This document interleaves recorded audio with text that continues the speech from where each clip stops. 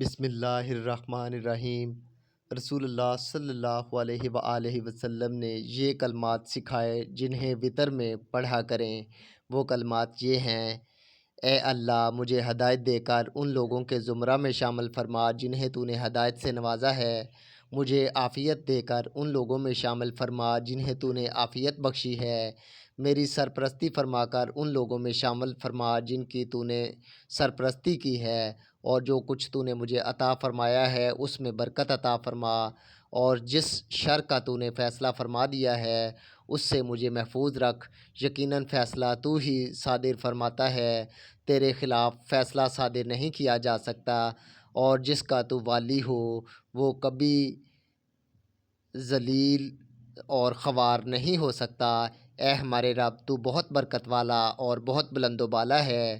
جامع ترمذی حدیث نمبر 464۔